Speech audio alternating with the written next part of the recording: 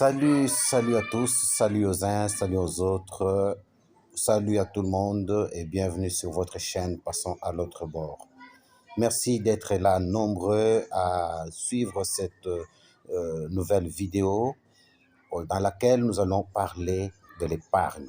Alors si vous êtes nouveau sur la chaîne, je vous prie de commencer par vous abonner et cliquer sur la cloche de notification afin de ne pas rater nos prochains contenus.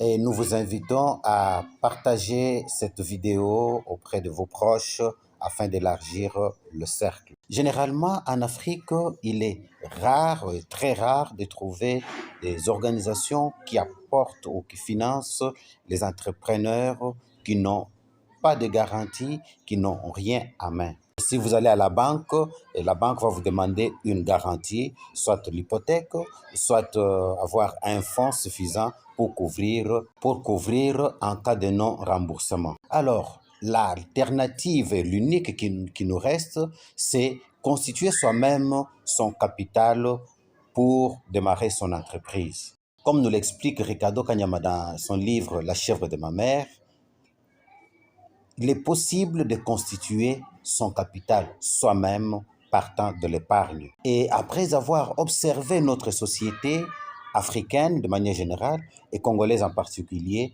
on se rend compte qu'il est possible de constituer son capital ou son fonds de démarrage pour lancer son entreprise. Et qu'est-ce qu'il faut faire? Il faut partir. Alors on peut se poser la question de savoir c'est quoi l'épargne et comment arriver à épargner efficacement de l'argent et constituer un fonds de démarrage. Pour commencer, il faut se mettre en tête, il faut chercher à comprendre ce qu'on appelle l'épargne. C'est quoi l'épargne? Par définition, l'épargne est constituée de la partie du revenu disponible de ménage qui n'est pas consacrée à une consommation immédiate, qui n'est pas consommée. Et même les économistes la considèrent comme une consommation différée dans le temps. L'épargne peut être le fait de ménages, mais aussi des entreprises ou des administrations publiques.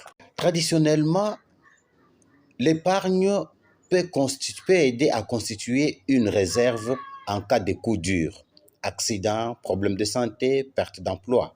L'épargne peut également servir à réaliser un projet dans le futur, à réaliser un investissement important afin de multiplier et augmenter ou gonfler son revenu. L'épargne peut enfin aider à se constituer un capital pour la retraite, un fonds de survie pendant le troisième âge ou pendant la période de retraite. L'épargne peut aussi servir à se constituer un fonds pour assurer les études des enfants ou ses propres études à soi.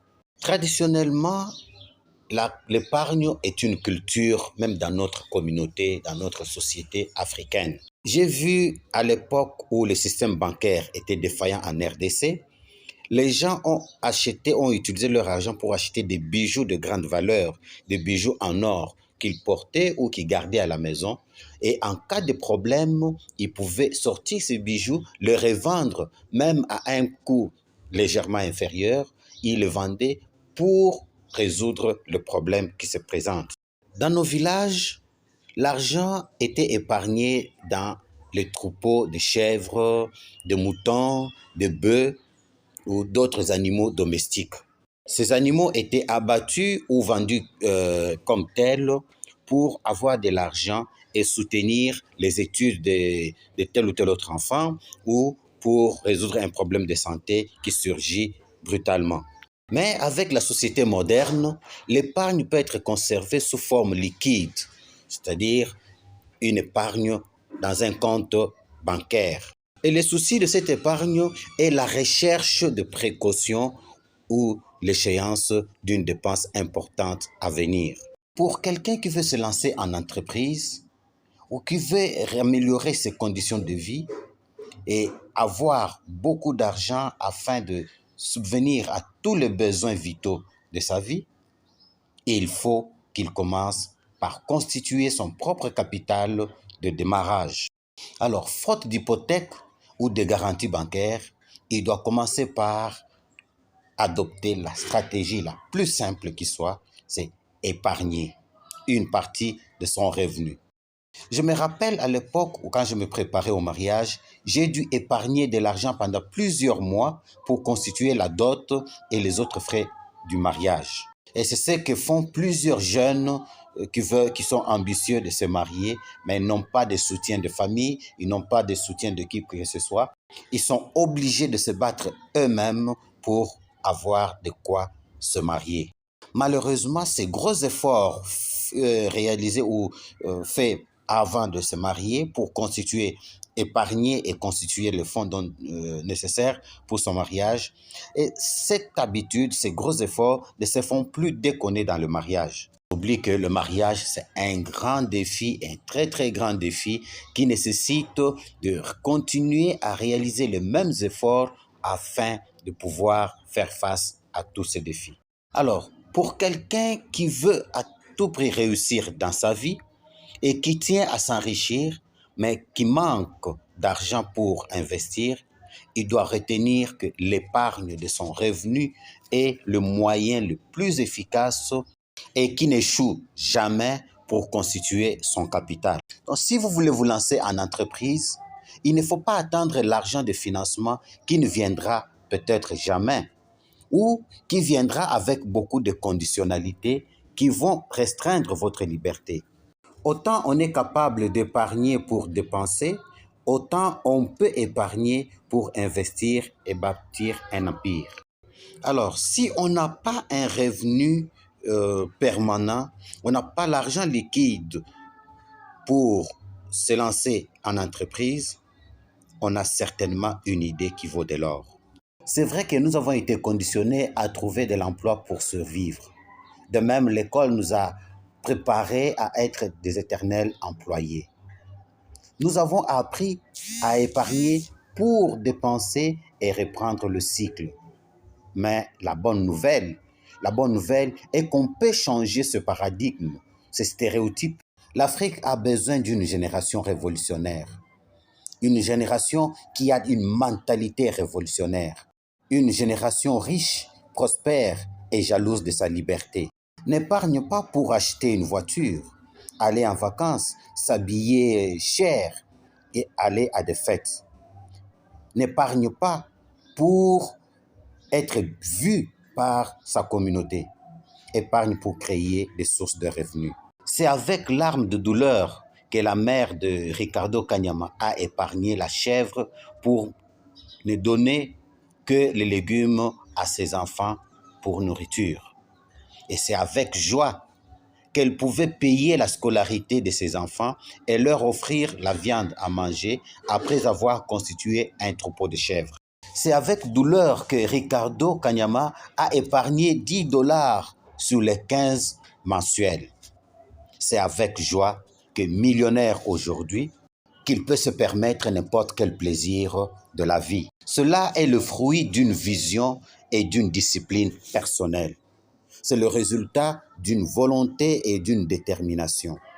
Toi aussi, tu peux le faire et y arriver. Moi aussi, je peux le faire et y arriver.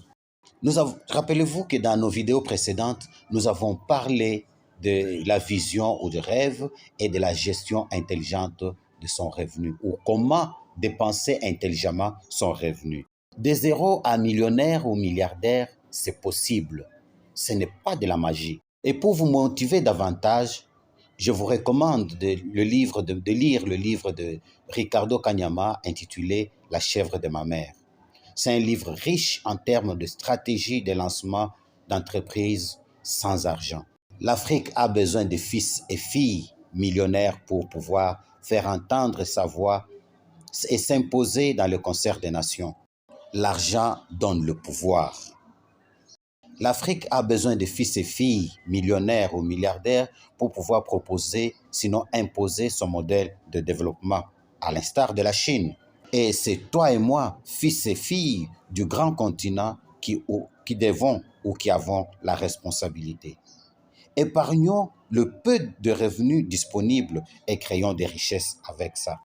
Même si aujourd'hui vous n'avez pas d'argent ou vous n'avez aucune idée de ce que vous allez faire de l'argent que vous allez épargner, commencez d'abord par épargner. C'est pendant que vous êtes dans le processus de l'épargne que les idées vont commencer à venir et vous pouvez arriver à trouver une niche pour investir.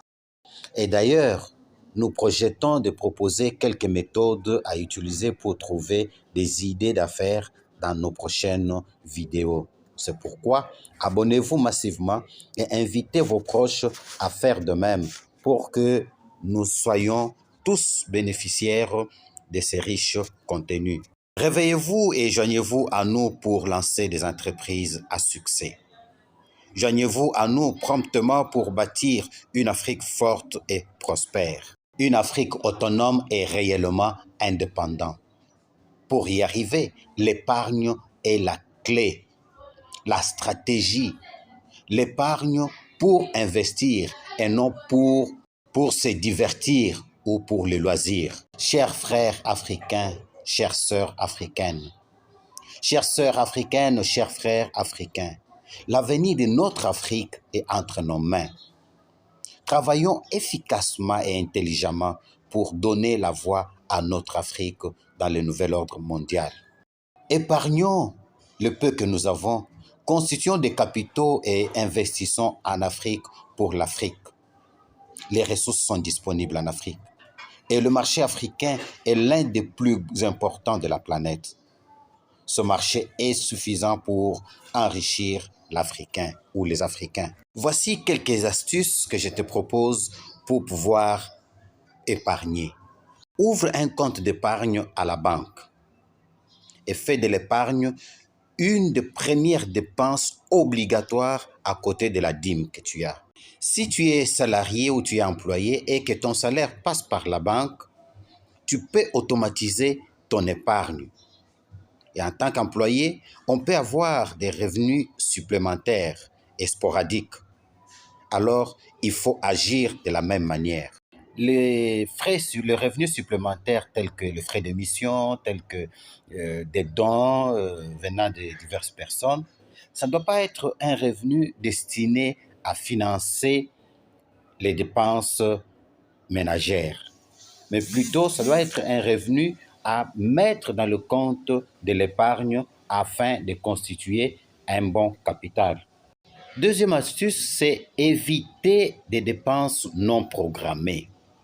Il faut toujours avoir un budget, noter les dépenses à réaliser et commencer à dépenser avec votre revenu, dépenser conformément à cette programmation. Ainsi, les autres dépenses qui viennent doivent être notées pour le prochain mois et la prochaine dépense. Troisième astuce, c'est éviter d'être le bailleur de fonds de sa famille ou de ses amis, de son environnement. Enfin, éviter les dépenses aléatoires, comme par exemple aller manger au restaurant, comme ça, par exemple à s'habiller trop cher et être à la mode. Bref, éviter de chercher à paraître, mais plutôt chercher à être. Travaillez efficacement afin de disposer des ressources qu'il faut pour vous aider à réaliser vos objectifs et booster vos revenus. Voilà, c'est tout pour aujourd'hui et nous espérons que cette vidéo vous a plu. Et si c'est le cas, faites-le nous savoir dans la barre de description, dans les commentaires et partagez suffisamment cette vidéo. Merci et à très bientôt. Que Dieu vous bénisse tous abondamment.